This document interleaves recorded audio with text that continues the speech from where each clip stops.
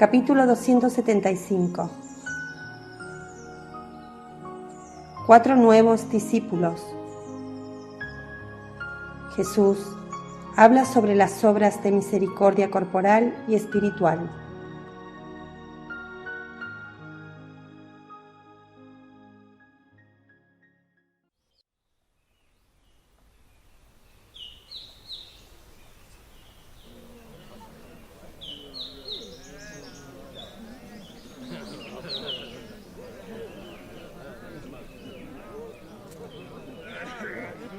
Jesús está en las llanuras de Corazín, extendidas a lo largo del valle del Alto Jordán, entre el lago de Genesaret y el de Merón.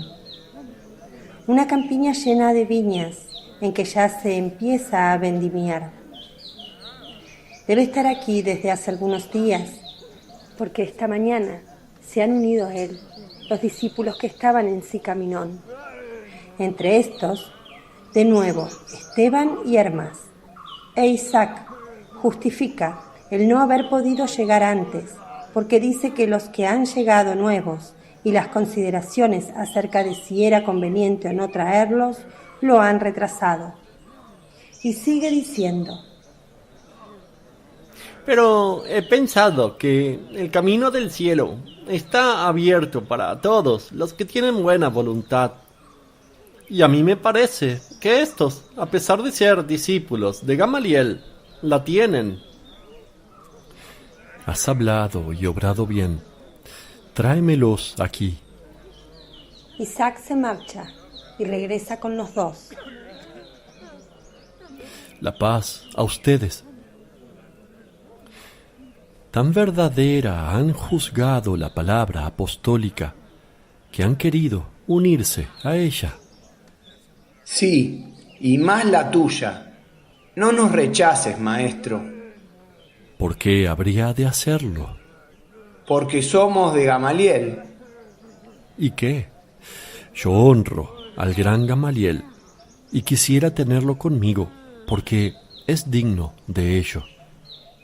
Solo le falta esto para que su sabiduría se convierta en perfección. ¿Qué les ha dicho cuando se han despedido de él? Porque se habrán despedido de él, ¿no? Sí, nos ha dicho. Dichosos vosotros que podéis creer. Oren, porque yo olvidé para poder recordar.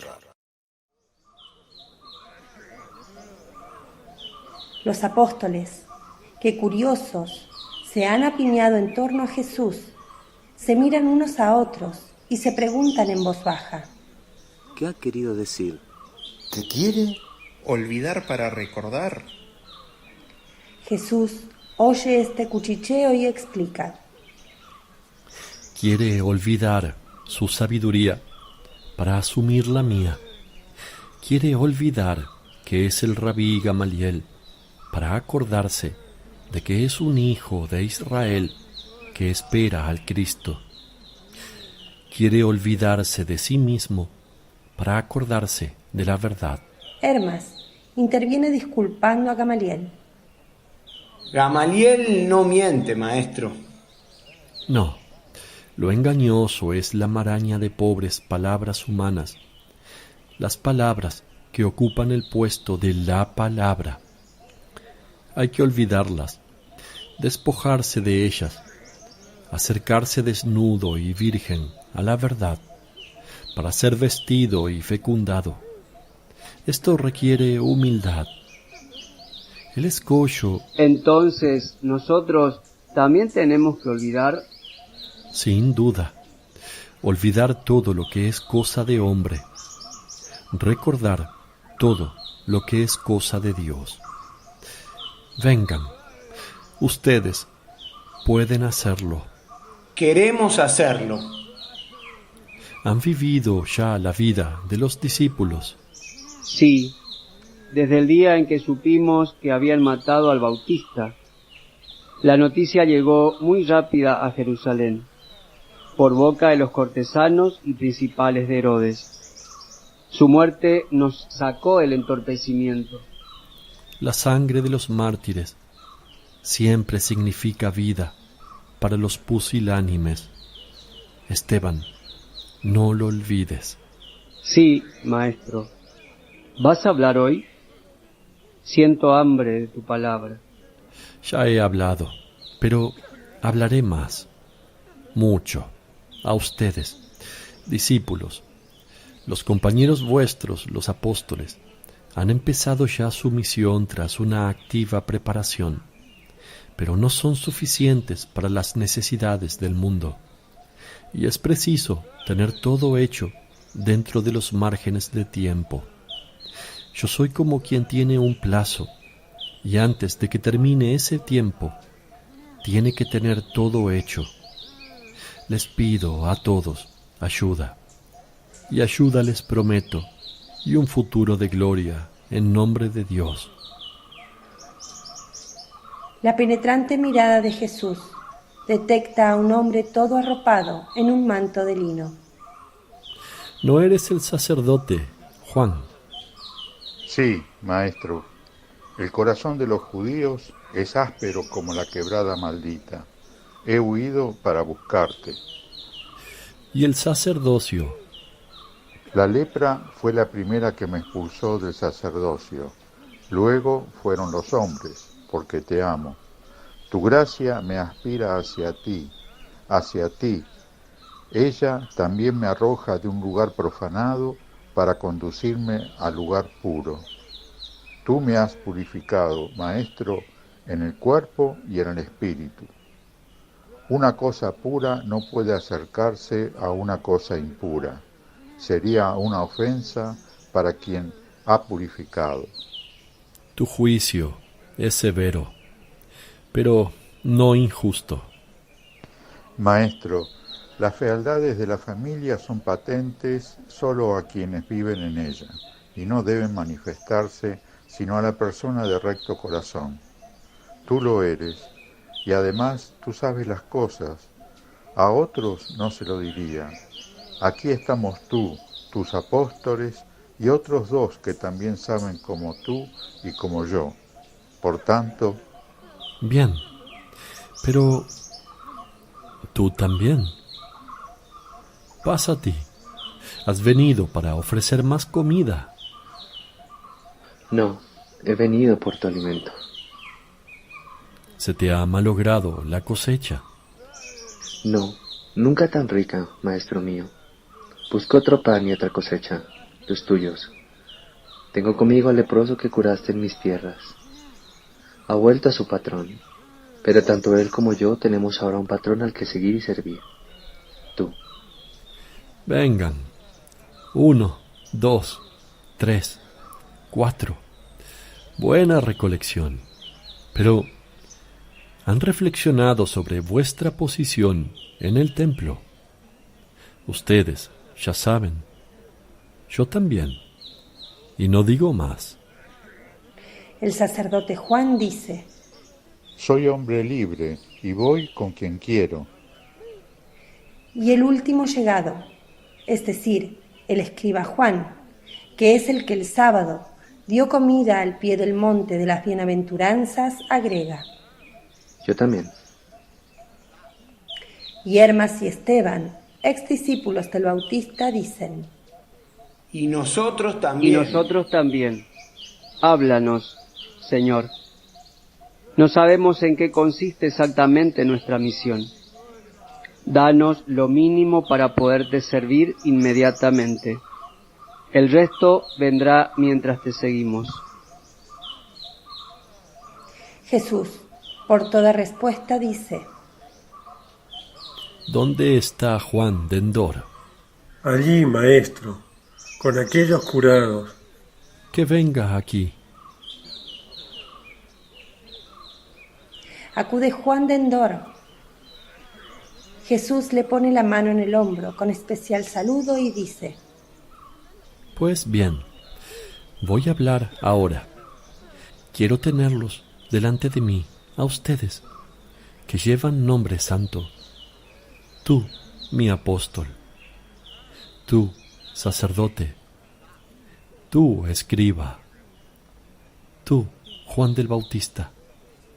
Y tú, por último, cerrando la corona de gracias concedidas por Dios. Y aunque te nombre el último, sabes que no eres el último en mi corazón. Un día te prometí estas palabras que voy a decir. Recíbelas. Y Jesús, como hace habitualmente, sube a un pequeño ribazo para que todos puedan verlo. Tiene enfrente, en primera fila, a los 5 Juanes. Detrás de estos, el nutrido grupo de los discípulos, mezclado con la multitud de los que de todas las partes de Palestina han venido por necesidad de salud o de palabra. Paz a todos ustedes. La sabiduría descienda sobre ustedes. Escuchen.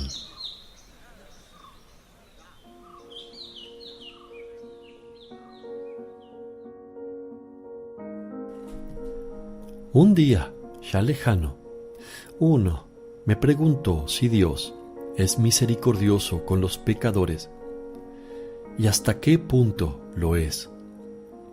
Quien lo preguntaba era un pecador que había sido perdonado y que no lograba convencerse del absoluto perdón de Dios.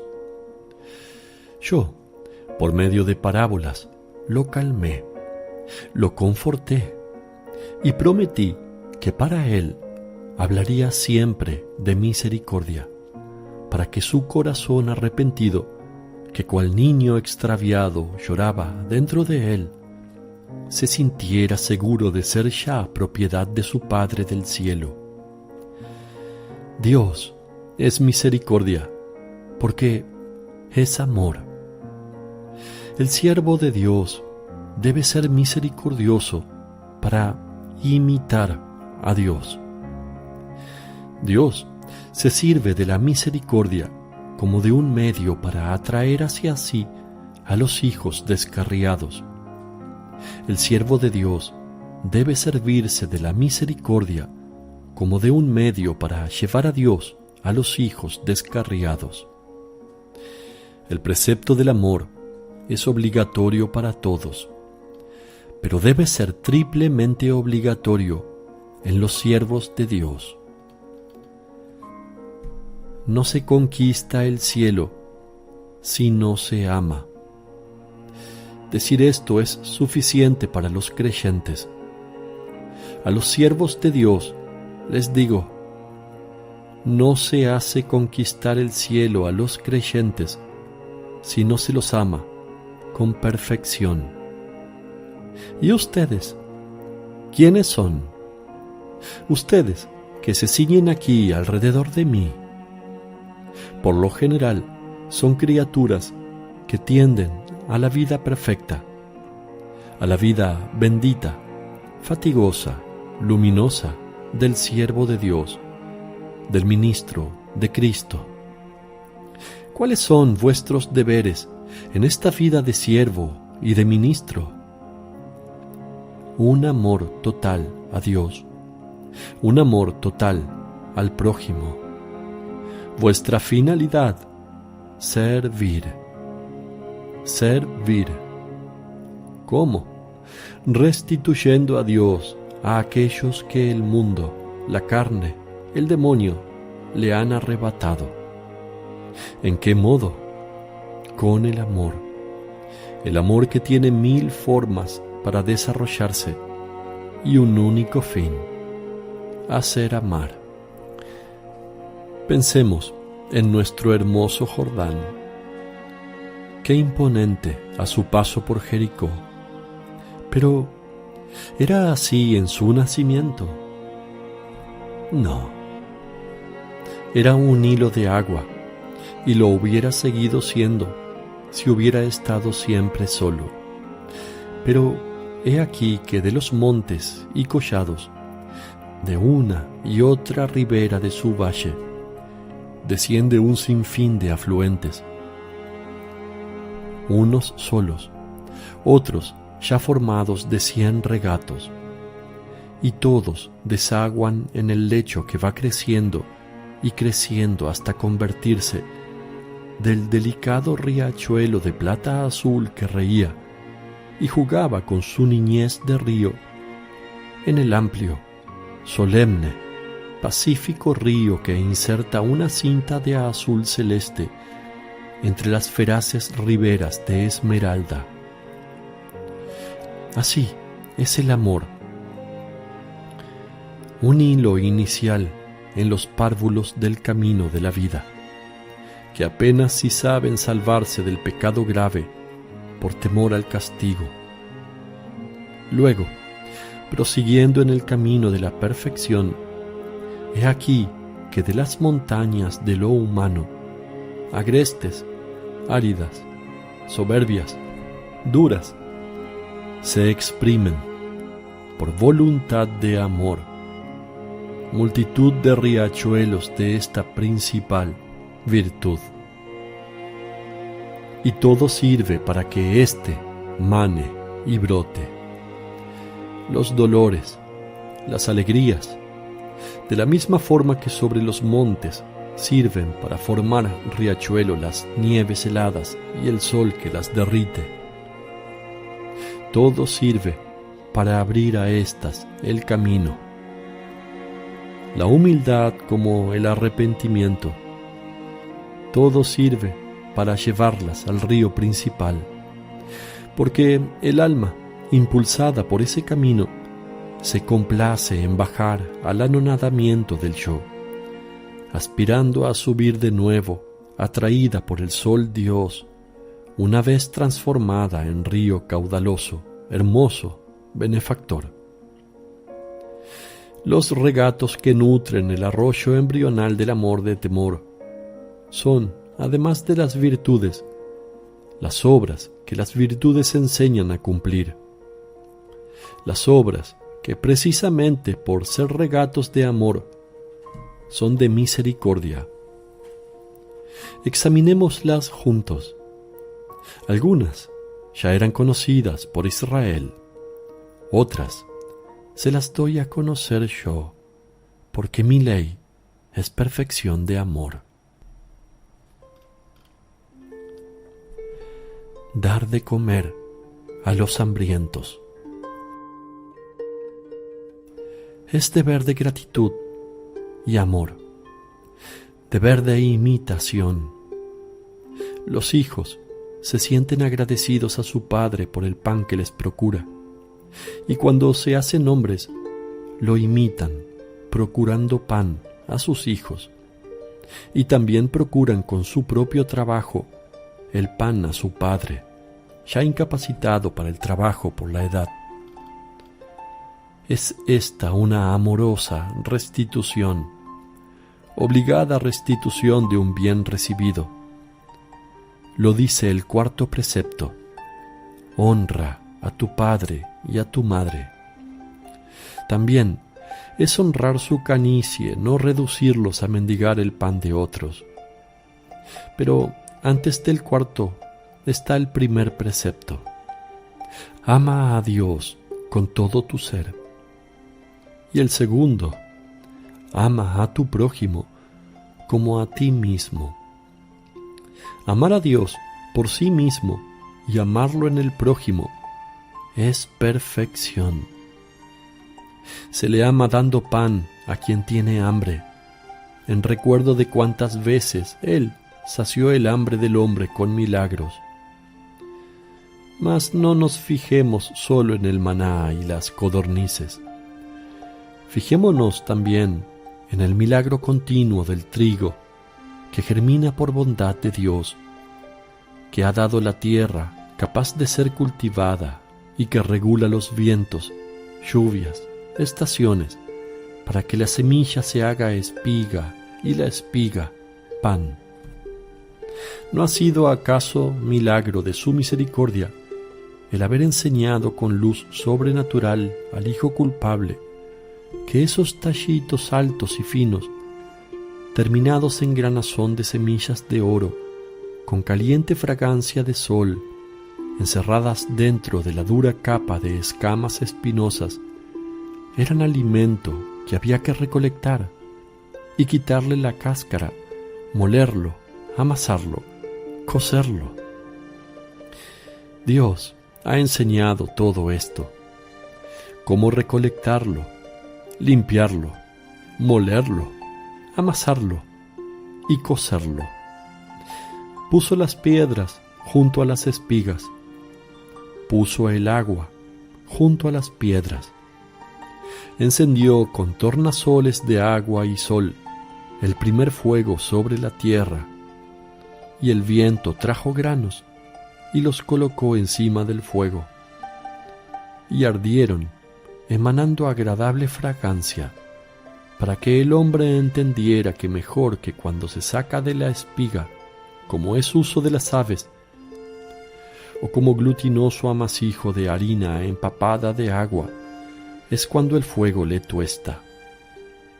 ¿No piensan ustedes que ahora comen el buen pan cocido en el horno familiar? En cuánta misericordia significa el hecho de haber llegado a este acabado de la cocción. Cuánto camino se ha hecho recorrer al conocimiento humano, desde la primera espiga masticada como hace el caballo, hasta el pan actual. ¿Y quién lo ha hecho? El que da el pan.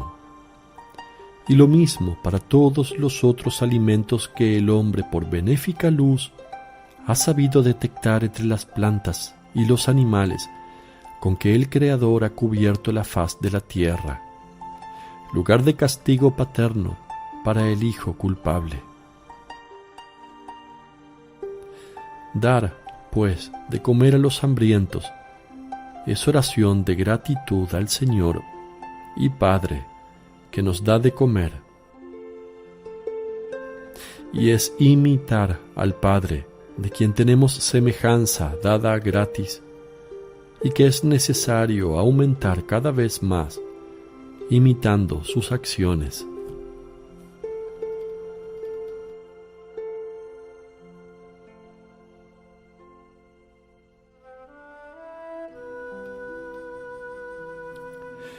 Dar de beber a los sedientos. ¿Han pensado alguna vez qué sucedería si el Padre no hiciera llover las aguas? Pues bien, si dijera, por vuestra dureza para con quien tiene sed, impediré a las nubes que desciendan a la tierra, podríamos protestar y maldecir. El agua, más incluso que el trigo, es de Dios, porque el trigo es cultivado por el hombre, mas solo Dios cultiva los campos de las nubes que descienden en forma de lluvias o rocíos, de nieblas o nieves, y nutren campos y aljibes, y colman ríos y lagos, recibiendo así a los peces que junto con otros animales sacian al hombre. Pueden pues responder a quien les dice, dame de beber. No, esta agua es mía y no te la doy. Mentirosos. ¿Quién de ustedes ha hecho un solo copo de nieve o una sola gota de lluvia? ¿Quién ha evaporado un solo diamante de rocío con su calor astral? Ninguno. Es Dios quien lo hace.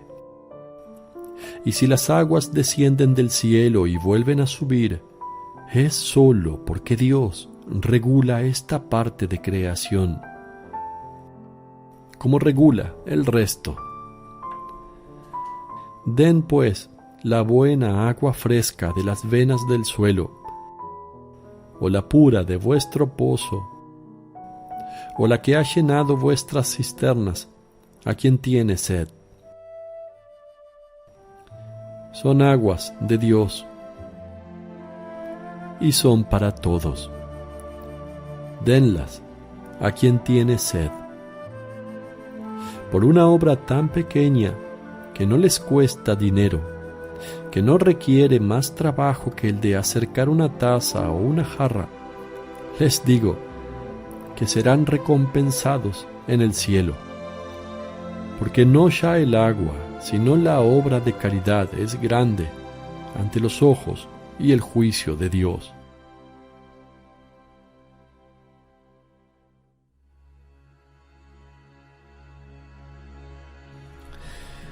Vestir a los desnudos. Pasan por los caminos de la tierra personas necesitadas, desnudas, avergonzadas, en condiciones que da pena. Son ancianos abandonados, inválidos por enfermedades o desgracias, leprosos que por la bondad del Señor regresan a la vida, viudas cargadas de hijos, personas a quienes un infortunio ha privado de todo lo que significa comodidad, o huérfanitos inocentes. Si tiendo mi mirada por la vasta tierra, por todas partes veo personas desnudas o cubiertas de andrajos que apenas si resguardan la decencia y no amparan del frío. Y estas personas miran con ojos descorazonados a los ricos que pasan envueltos en esponjosas vestiduras, cubiertos sus pies con suave calzado,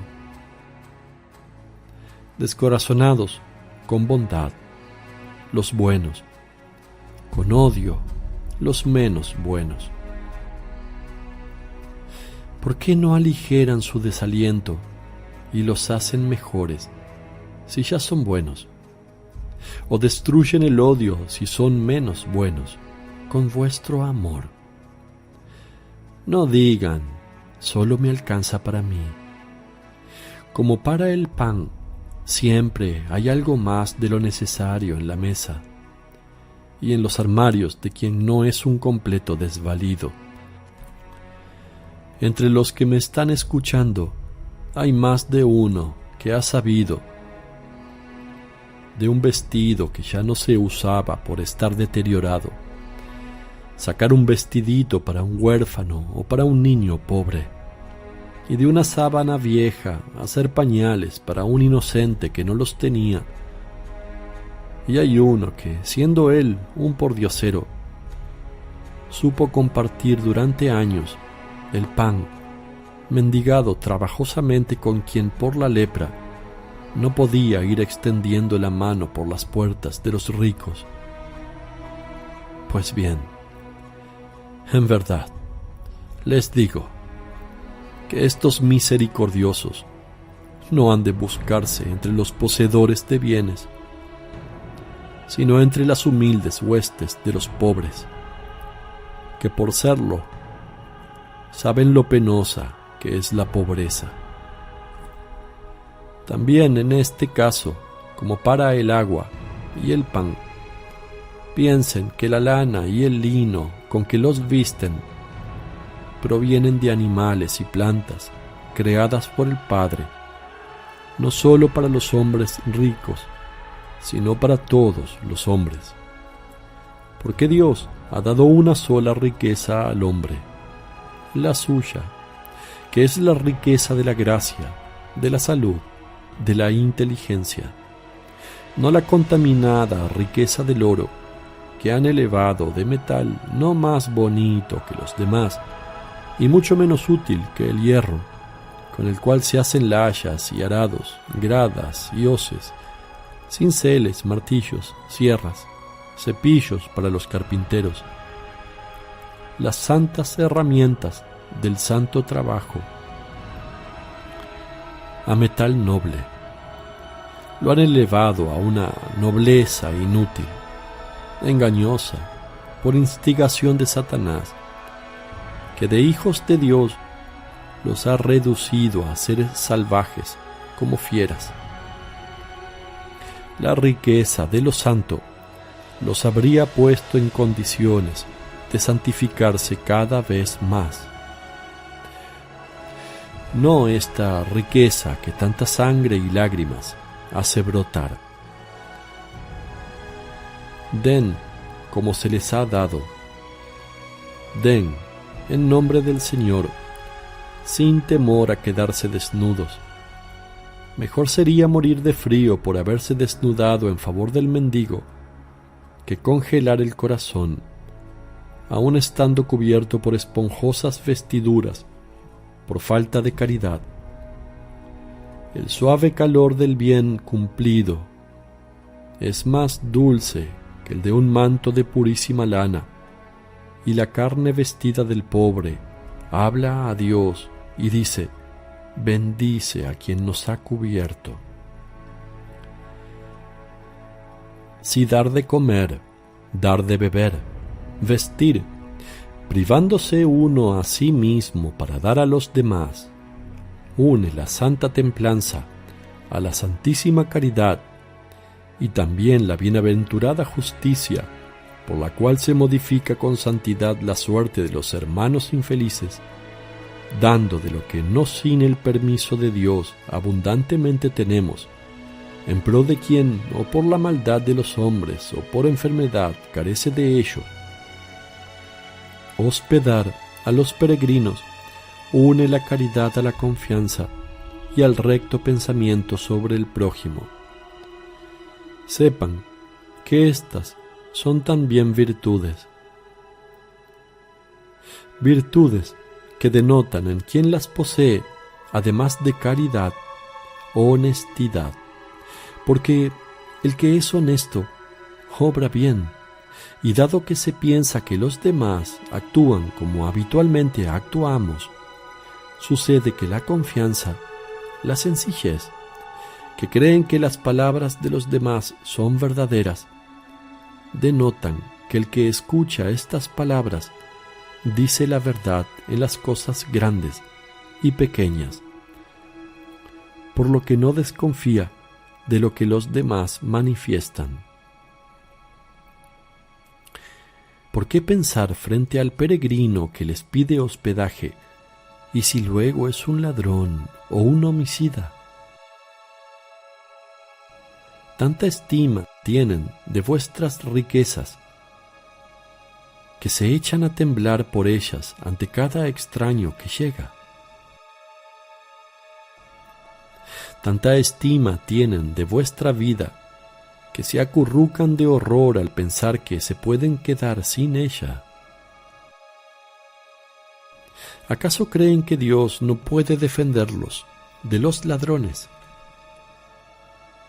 ¿Acaso temen que en el viandante se cele un ladrón?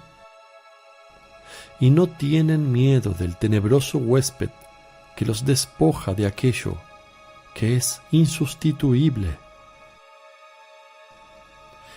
¿Cuántos hospedan en su corazón al demonio?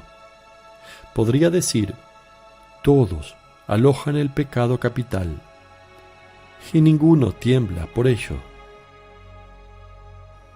Entonces, solo es precioso el bien de la riqueza y la existencia. ¿No será más valiosa la eternidad, que se dejan arrebatar y matar por el pecado? Pobres almas despojadas de su tesoro, entregadas a las manos de los asesinos, así, sin más, como si tuviera poca importancia. Mientras que se abaluartan las casas, se meten cerrojos, perros, cajas de seguridad para defender las cosas que no nos llevamos a la otra vida.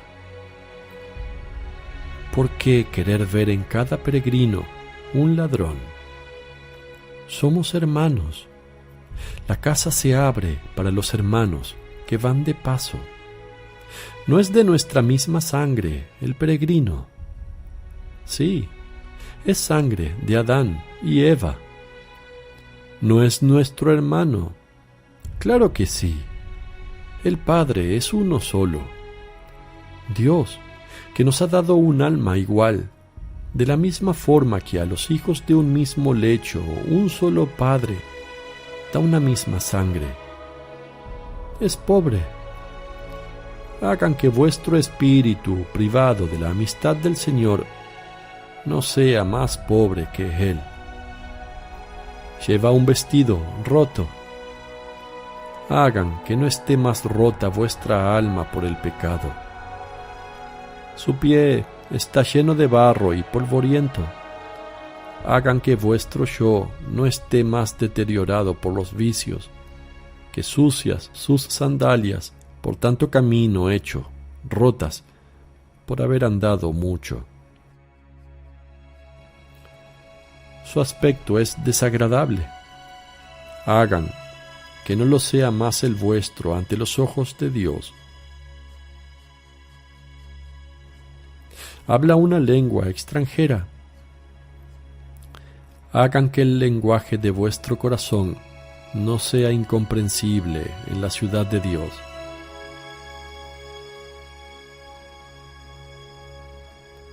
Vean en el peregrino a un hermano. Todos somos peregrinos en camino hacia el cielo. Todos llamamos a las puertas que hay a lo largo del camino que va al cielo. Las puertas son los patriarcas y los justos, los ángeles y los arcángeles, a los cuales nos encomendamos para recibir ayuda y protección, y así llegar a la meta sin caer exhaustos en la oscuridad de la noche, en medio de la crudeza del hielo, víctimas de las acechanzas de los lobos y chacales, de las malas pasiones y de los demonios. De la misma forma que queremos que los ángeles y los santos nos abran su amor para recibirnos e infundirnos nuevo aliento para proseguir el camino, hagamos lo mismo nosotros con los peregrinos de la tierra. Por cada vez que abramos la casa y los brazos, saludando con el dulce nombre de hermano a un desconocido, pensando en Dios que lo conoce, les digo que habrán quedado recorridas muchas millas del camino que va al cielo.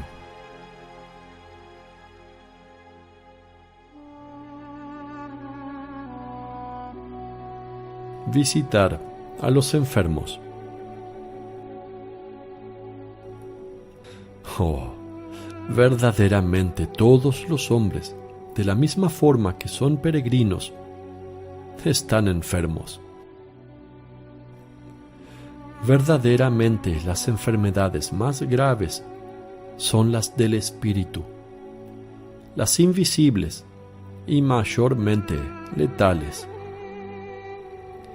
Y a pesar de ello, de estas no se siente asco, no repugna la llaga moral, no produce náuseas el hedor del vicio, no da miedo la locura demoníaca, no horroriza la gangrena de un leproso del espíritu, no pone en fuga el sepulcro lleno de podredumbre de un hombre de corazón corrompido y putrefacto, no implica anatema acercarse a una de estas impurezas vivientes. Oh, cuán pobre y pequeño es el pensamiento del hombre. Díganme, ¿qué vale más, la carne y la sangre o el espíritu? ¿Puede lo material corromper por proximidad a lo incorpóreo? No, les digo que no. El espíritu tiene infinito valor respecto a la carne y la sangre, esto sí, pero que tenga más poder la carne que el espíritu, no. Y el espíritu puede ser corrompido por cosas espirituales, no por cosas materiales. No porque uno cuide a un leproso queda contaminado de lepra en su espíritu. Antes, al contrario, por la caridad ejercitada hasta el punto de aislarse en valles de muerte por piedad hacia el hermano, cae de él toda mancha de pecado, porque la caridad es absolución del pecado y la primera de las purificaciones. Que vuestro pensamiento inicial sea siempre: ¿qué querría que hicieran conmigo si estuviera como éste? Y obren como quisieran que se obrase con ustedes. Ahora, todavía Israel tiene sus antiguas leyes, mas llegará un día cuya aurora no está muy lejana, en que se venerará como símbolo de absoluta belleza la imagen de uno en quien quedará reproducido materialmente el varón de dolores de Isaías y el torturado del Salmo davídico. Aquel que por haberse hecho semejante a un leproso vendrá a ser el Redentor del género humano. A sus llagas acudirán, como los ciervos a los manantiales, todos los sedientos, los enfermos, los exhaustos, los que sobre la faz de la tierra lloran, y Él calmará su sed, los curará, los reanimará, consolará su espíritu y su sangre. Será aspiración de los mejores hacerse como Él, cubiertos de llagas, exangües, maltratados, coronados de espinas, crucificados, por amor de los hombres necesitados de redención, continuando la obra del Rey de los Reyes y Redentor del mundo. Ustedes, que todavía son Israel, pero que ya están echando las alas para volar al reino de los cielos, tengan desde ahora esta concepción y valoración nueva de las enfermedades, y bendiciendo a Dios, que los mantiene sanos, avecínense a los que sufren y mueren. Un apóstol mío dijo un día a su hermano: no temas tocar a los leprosos, no se nos pega ninguna enfermedad por voluntad de Dios. Bien dijo: Dios tutela a sus siervos, pero en el caso de que fueran contagiados, cuidando a los enfermos, cual mártires del amor, serán introducidos en la otra vida.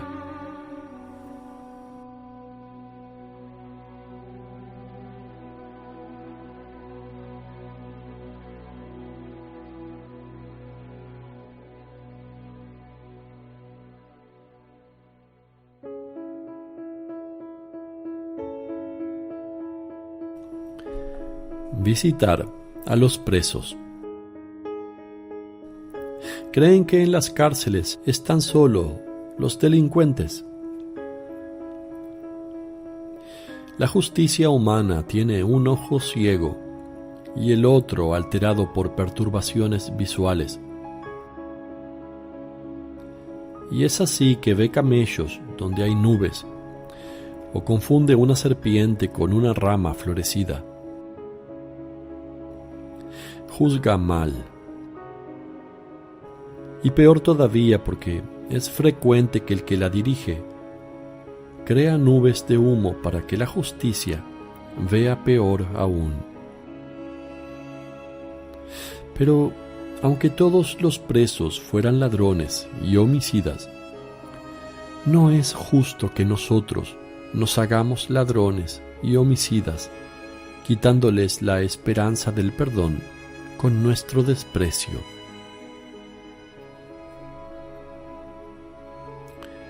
Pobres presos, sintiéndose bajo el peso de su delito, no se atreven a alzar los ojos a Dios. En verdad, cargan sus cadenas más el espíritu que los pies. Pero, ay, si desesperan de Dios, unen entonces a su delito hacia el prójimo el de la desesperación de obtener perdón. La cárcel, como la muerte en el patíbulo, es expiación, pero no basta con pagar la parte debida a la sociedad humana por el delito cometido. Hay que pagar también, y principalmente, la parte debida a Dios para expiar, para obtener la vida eterna. Y el que es rebelde y está desesperado, solo expía respecto a la sociedad. Al condenado o al prisionero, vaya el amor de los hermanos. Será una luz entre las tinieblas. Será una voz. Será una mano que señala hacia lo alto, mientras la voz dice que mi amor te exprese que también Dios te ama. Él, que me ha puesto en el corazón este amor hacia ti, hermano desventurado.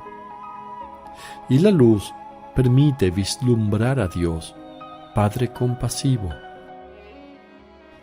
Con mayor razón aún, vaya vuestra caridad para consuelo de los mártires de la injusticia humana, de los que no son culpables de ninguna manera, o de aquellos que han sido conducidos a matar por una fuerza cruel. No añadan vuestro juicio donde ya se ha juzgado.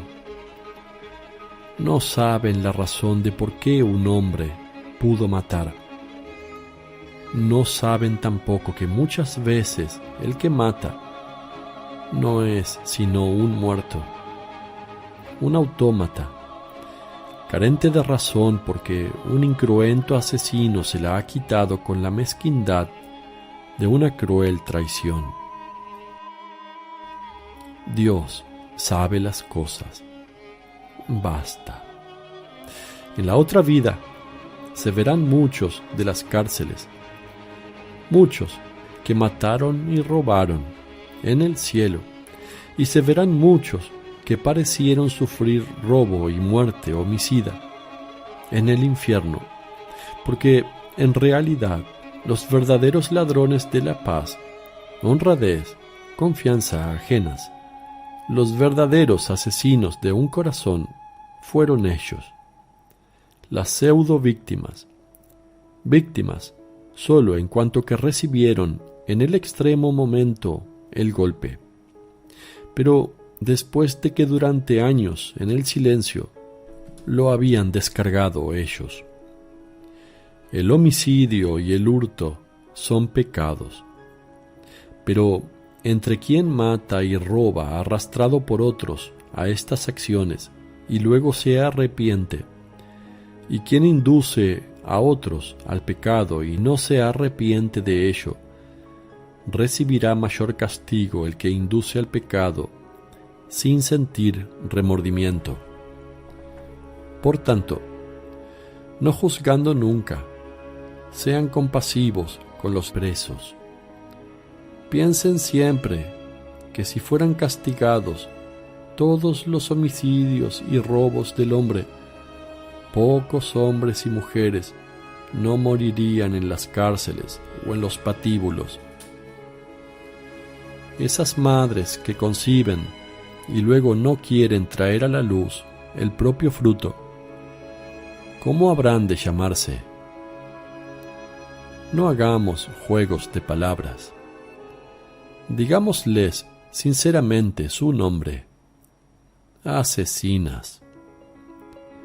Los hombres que roban reputaciones y puestos, ¿cómo los llamaremos?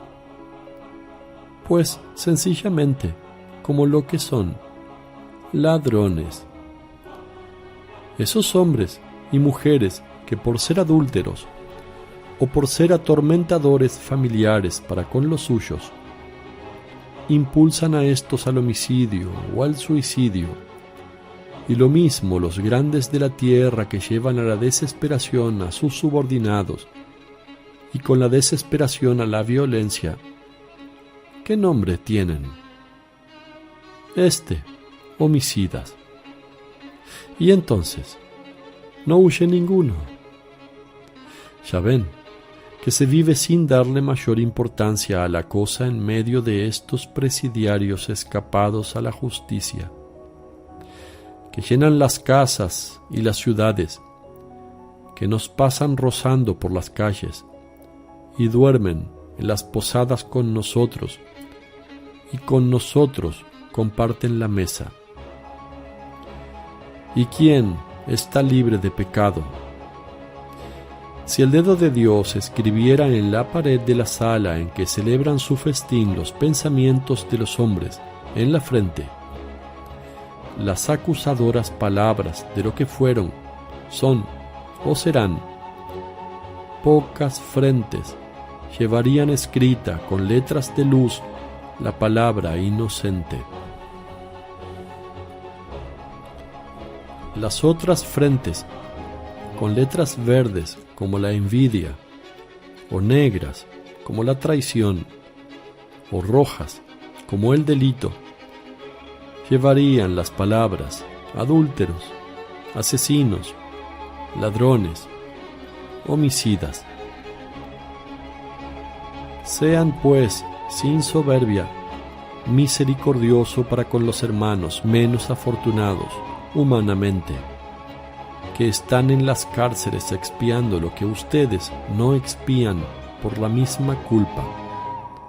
Saldrá beneficiada vuestra humildad.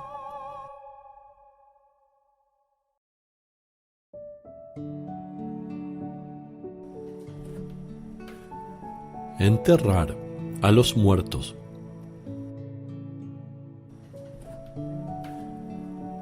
La contemplación de la muerte es escuela de la vida.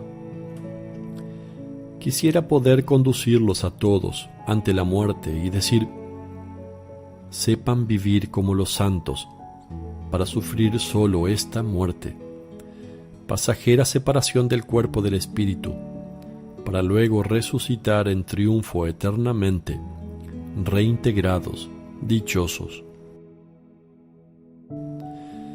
Todos nacemos desnudos, todos morimos y venimos a ser restos destinados a corromperse. Reyes o pordioseros, así se nace, así se muere. Y aunque el fasto del rey permita una más duradera conservación del cadáver, sigue siendo la desintegración el destino de la carne muerta. Las mismas momias, ¿qué son? ¿Carne? No. Materia fosilizada por las resinas, lignificada. No será víctima de los gusanos por haber sido vaciada y quemada por los extractos, pero sí de la carcoma, como una madera vieja. Pero el polvo se convierte de nuevo en polvo, porque así lo ha dicho Dios. Y a pesar de todo, por el solo hecho de que este polvo haya envuelto al espíritu y por éste haya sido vivificado, hay que pensar que cual cosa que ha tocado una gloria de Dios, tal es el alma del hombre. Hay que pensar que es polvo santificado de forma no distinta de los objetos que han estado en contacto con el tabernáculo. Al menos hubo un momento en que el alma fue perfecta, mientras el Creador la creaba. Si después la mancha la desfiguró, quitándole perfección, no obstante por el solo hecho de su origen, ya comunica belleza a la materia. Y por esa belleza que viene de Dios, el cuerpo se embellece y merece respeto. Somos templos y como tales merecemos honor. De la misma forma que siempre reciben honor los lugares en que estuvo el tabernáculo.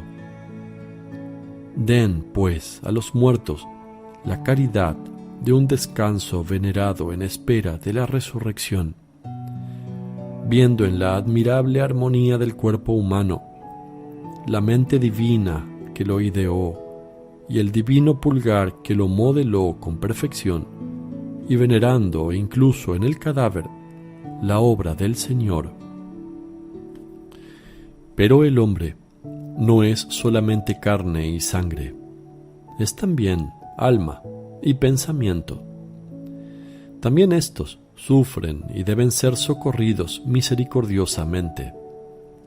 Hay ignorantes que hacen el mal solo porque no conocen el bien. ¿Cuántos que no saben o saben mal las cosas de Dios y las leyes morales?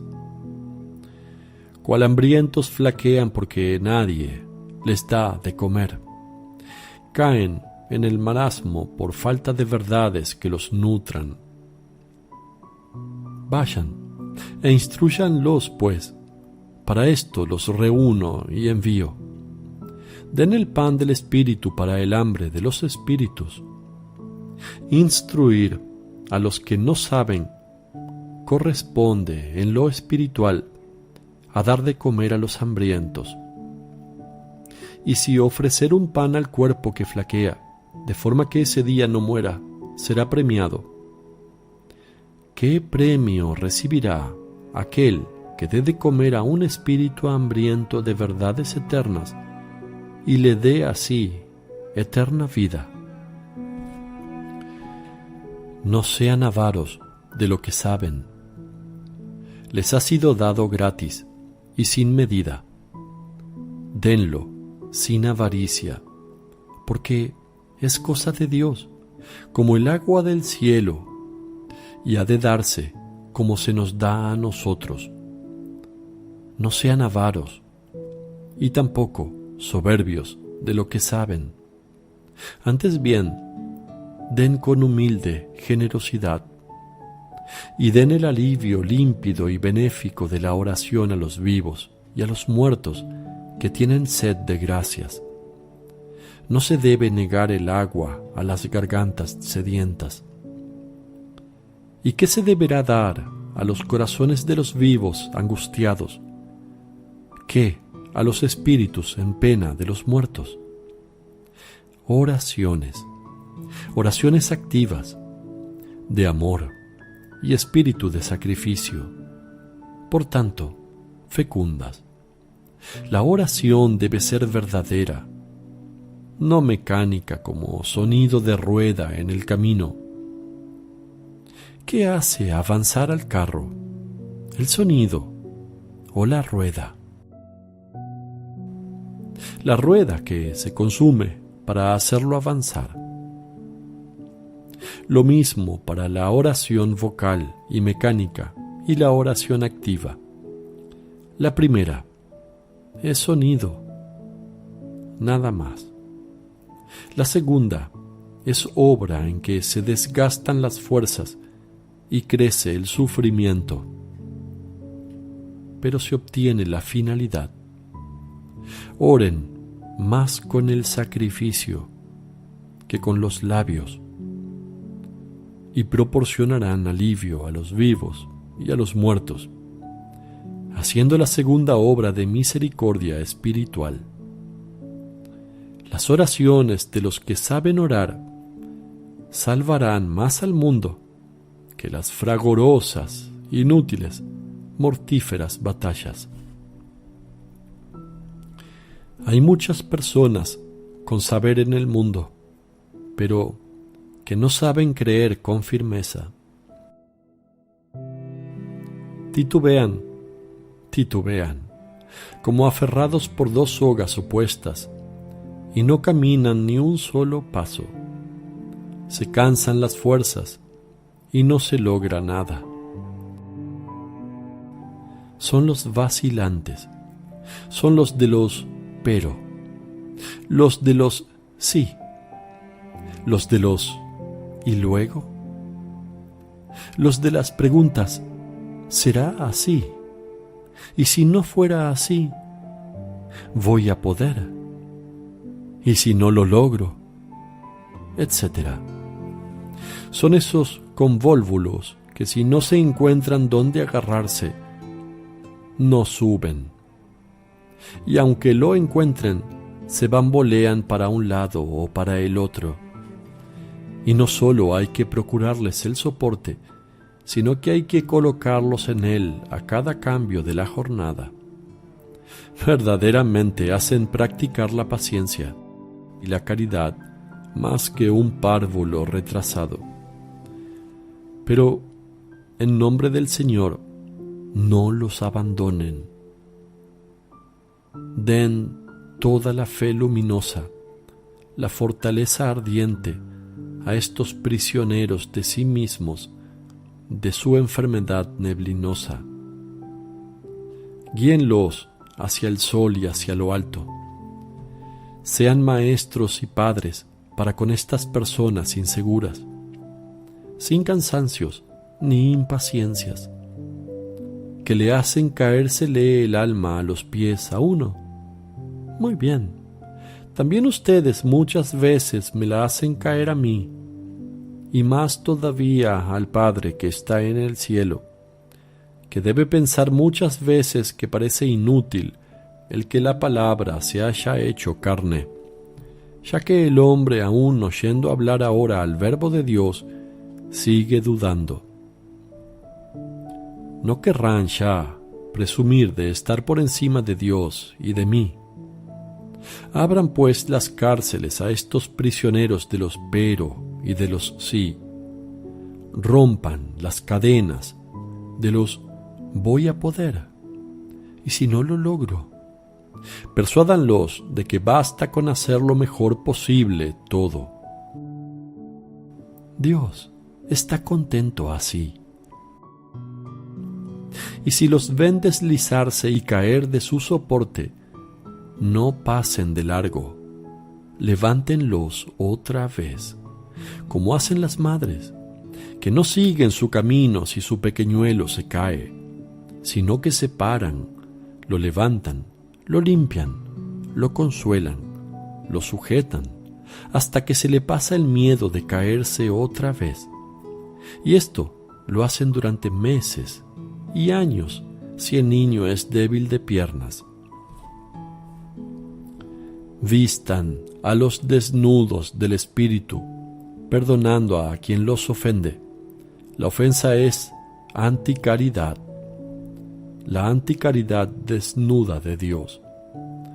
Por tanto, quien ofende se queda desnudo, y sólo el perdón del ofendido devuelve los vestidos a la desnudez, porque los lleva de nuevo a Dios.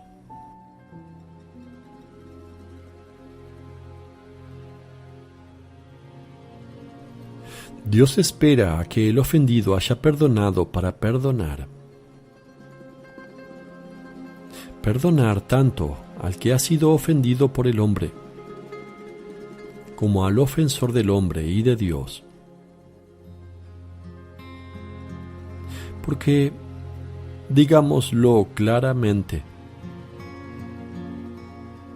ninguno está libre de ofensas a su Señor. Pero Dios nos concede el perdón si nosotros se lo concedemos al prójimo, y se lo concede a este prójimo si el ofendido por éste perdona. Serán tratados de la misma forma como se comporten con los demás. Perdonen, pues, si quieren perdón. y exultarán en el cielo por la caridad que han dado. Como por un manto de estrellas colocado sobre vuestros santos hombros.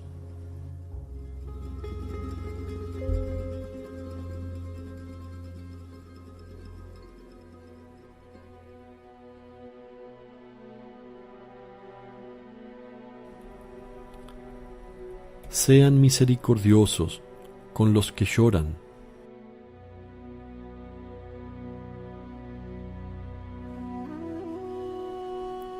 Son los heridos de esta vida, los enfermos del corazón, de los sentimientos de su corazón. No se cierren dentro de vuestra serenidad como en una fortaleza. Sepan llorar con el que llora, consolar al afligido, llenar el vacío de quien ha quedado privado por la muerte de un familiar. Sean padres para los huérfanos, hijos para los padres, hermanos recíprocamente los unos de los otros. Amén. ¿Por qué amar solamente a los que son felices? Ellos tienen ya su parte de sol. Amen a los que lloran. Para el mundo son los que menos suscitan amor. Pero el mundo no conoce el valor de las lágrimas. Ustedes lo conocen. Amen, pues, a los que lloran. Ámenlos si lloran con resignación. Ámenlos más todavía si sufren con rebeldía. No los reprendan, sino sean dulces con ellos para persuadirlos de la verdad del dolor y de la verdad sobre el dolor. Pueden, tras el velo del llanto, ver deformado el rostro de Dios, reducido a una expresión de un excesivo, vindicativo poder. No se escandalicen. No es sino alucinación producida por la fiebre del dolor. Socórranlos para que la fiebre desaparezca. Sea vuestra fresca fe hielo que ofrecen al que delira. Y cuando desaparezca la fiebre aguda, para dejar paso a la postración y al atontamiento extrañado del que sale de un trauma, entonces, como a niños cuya formación ha sido retardada por una enfermedad, reanuden vuestras palabras sobre Dios, como si se tratara de algo nuevo, hablando dulcemente, pacientemente. Una bonita fábula con intención de distraer a ese eterno niño que es el hombre. Luego, callen, no impongan. El alma trabaja por sí sola. Entonces, ¿no era Dios? Digan, no, Él no quería hacerte daño porque te quiere. Incluso por aquellos que ya no te quieren, o por haber muerto, o por otros motivos. Y cuando el alma dice, pero lo he acusado, digan, lo ha olvidado porque era fiebre. Y cuando dice, entonces lo anhelo, digan, está ahí, a la puerta de tu corazón, esperando a que le abras.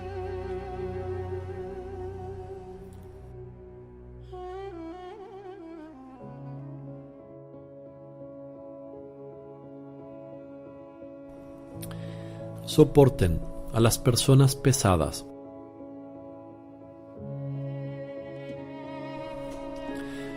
entran en la pequeña casa de nuestro yo y crean molestias. De la misma forma que los peregrinos respecto a la casa en que vivimos. Pues bien, de la misma forma que les he dicho que acojan a estos, les digo también que acojan a aquellos. Les resultan pesadas. Ustedes no las aman debido a la molestia que les causan. Sin embargo, ellas, mejor o peor, los aman. Acójanlas por este amor. Y aunque vinieran indagando, odiando, insultando, ejerciten la paciencia y la caridad. Pueden mejorar a estas personas con vuestra paciencia. Pueden escandalizarlas con vuestra anticaridad. Les debe doler el que pequen por ellas, pero más les debe doler el hacerles pecar y pecar ustedes mismos. Recíbanlas en nombre mío si no pueden recibirlas por amor vuestro. Dios los recompensará yendo Él mismo después a devolverles la visita y a borrar con sus sobrenaturales caricias el desagradable recuerdo. En fin, hagan por sepultar a los pecadores para preparar su retorno a la vida de la gracia. ¿Saben cuándo hacen esto? Cuando los amonestan con paterna, paciente, amorosa insistencia. Es como si fueran enterrando poco a poco las fealdades del cuerpo. Antes de deponer este en el sepulcro en espera de la orden de Dios, levántate y ven a mí. ¿No purificamos nosotros, hebreos, a los muertos por respeto al cuerpo que habrá de resucitar? Reprender a los pecadores es como purificar sus miembros, que es la primera operación de la sepultura. La gracia del Señor hará el resto. Purifíquenlos con caridad, lágrimas y sacrificios. Sean heroicos para arrebatar a un espíritu de la corrupción. Sean heroicos. No quedará sin premio porque si se premia el ofrecimiento de un vaso de agua a un sediento del cuerpo, ¿qué habrá de recibir el que aleje de la sed infernal a un espíritu?